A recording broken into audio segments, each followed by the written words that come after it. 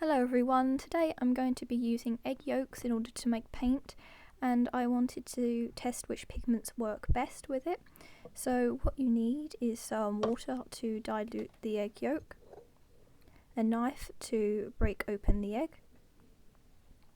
2 bowls, one for the egg yolk and one for the egg white, a paintbrush and paper which I use to do some testing later, and some different pigments. So here I am using turmeric, paprika,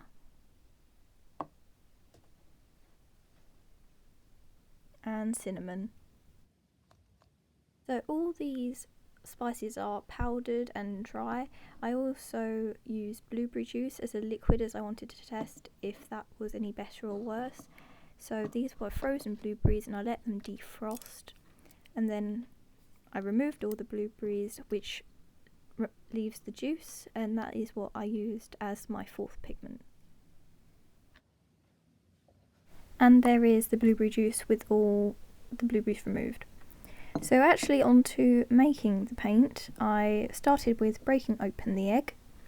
I tried to be as gentle as possible as you need the egg yolk whole, and I felt that the knife would give me enough control. I needed to break the egg open gently, but use whatever works best for you. So when breaking the yolk open, be careful to not open it too quickly, as you need to be able to hold the yolk.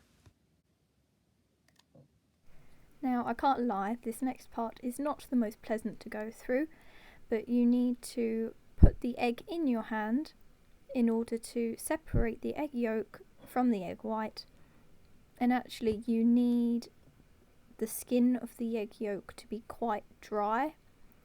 So actually I go through the next process, which is to roll the egg yolk between my two hands while drying my hands in between, in order to make the skin on the egg yolk dry. So as you can see, I just rolled it into my other hand there, and then I go to dry my right hand. Then I gently roll the egg yolk back onto my right hand and dry my left hand. And then I can repeat this process, which actually very gradually removes the egg white from the very skin of the egg yolk, which actually does make it a bit drier, and you need this in order to be able to do the next step, which is piercing the egg yolk. And actually you just want the kind of liquid inside. There's actually a skin around it that you don't want in your paint.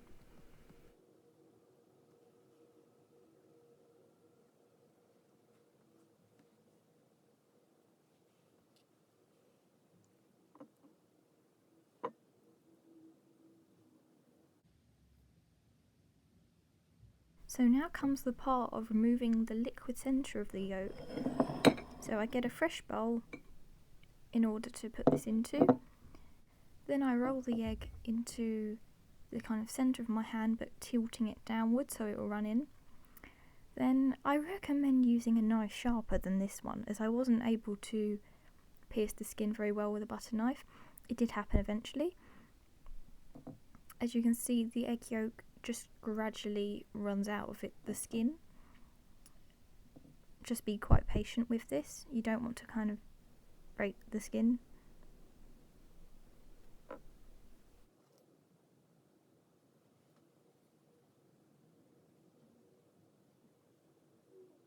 So you can see how, as the egg yolk goes, the actual skin is very thin and it completely loses the colour. You can see at the top where it's completely run out, where I'm able to just pick up the skin, and there's some more yolk that falls out, but you can see how the majority of the liquid egg yolk is in the bowl and not in the skin. I then pour just a small amount of water to dilute the whole of the egg yolk mixture, and this footage is sped up. I'm not just stirring it with extreme enthusiasm as it may look there.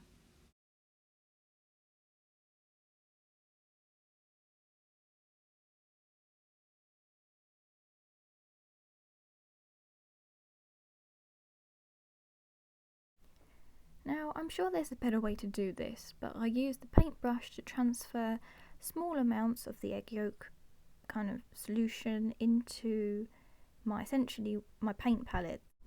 So I was trying to make a paste for the paint, but actually I think that a ratio of more egg yolk than the powder would actually create a better paint in hindsight, but this would actually need more layers, which would take longer to create a painting. So I set up another light here, and you can see where the mixture is shiny. That is where I've made up the paint. So on to testing the new paint I just made. It's easy enough to paint with, if anything just a little bit watery. It does apply quite patchy, but as I said earlier, I think that the idea is actually to have thin layers instead of trying to make a paste like I was trying to do. I think building up the layers might make a better colour, as you can clearly see the grains of cinnamon in this paint, which wasn't ideal, not what I was looking for. But then I suppose if you were looking for texture in your paint a bit more, then maybe you are looking for it. I then repeated the process of making this paint with the paprika. This would make what I was hoping to be a red colour.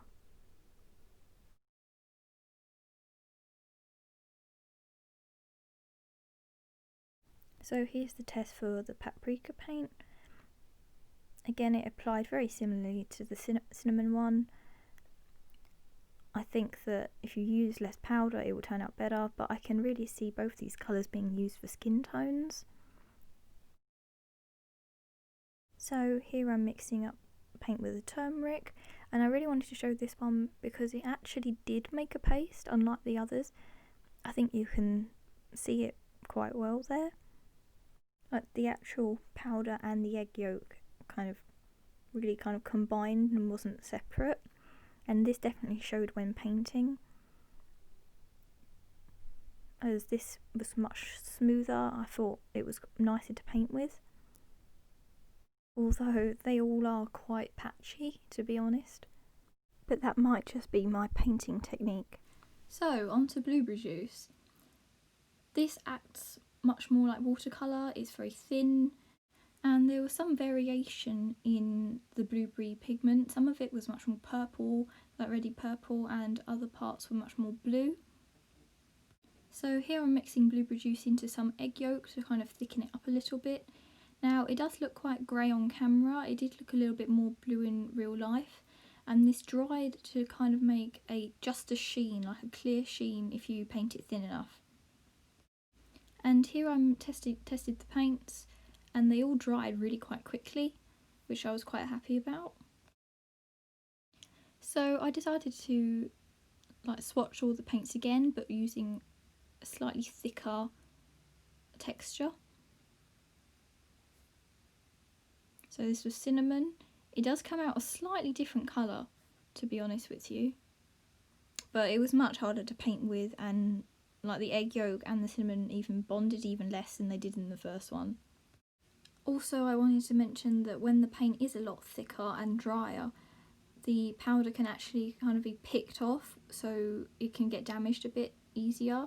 So having more egg yolk will make it last longer, possibly. Now, I found the thicker paprika even harder to work with and even more streaky.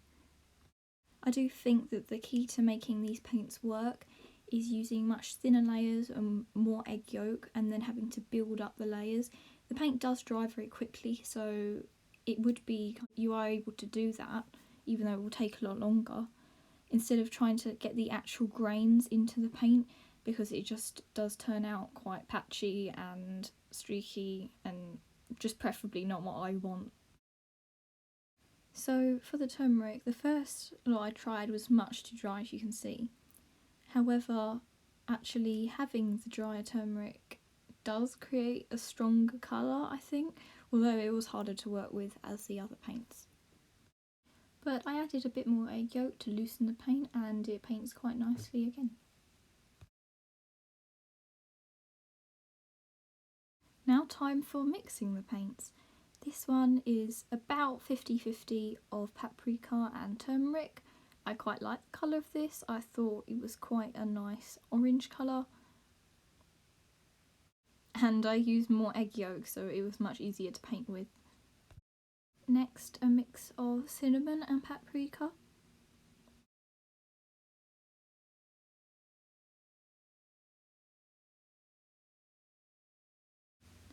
And cinnamon and turmeric.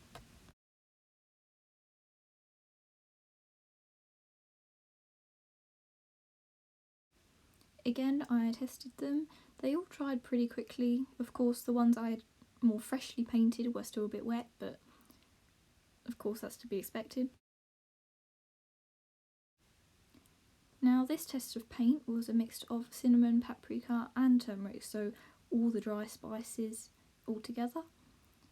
I tried to get them equally, but I think the cinnamon and paprika did come out a little bit more dominant, if I'm honest. Then I thought I'd test the two best paints, which in my opinion were the turmeric and the blueberry juice. This was quite a wet mixture and actually didn't turn out what I expected it to be. I didn't really like the colour too much, if I'm honest, but I thought I'd try testing the two best ones. Then finally I labelled all of these, which I'll speed through now. So the one of blueberry juice and egg yolk, which is the topmost right corner, actually looks still wet, but it was actually dry at this point. It just dries with a sheen. Then I wrote thicker, which is in reference to all the ones directly above it, as it was just a thicker mixture. And then finally all my mixes. And hopefully you can read my writing. I've met quite a few people who can't read it very well, so good luck to you.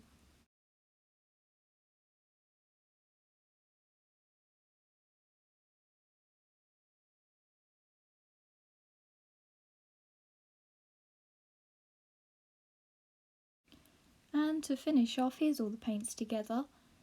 I've zoomed out a bit and you can see what my camera's propped up on, so excuse the big box on the left. Thank you so much for watching. I hope you enjoyed it. Take care and goodbye.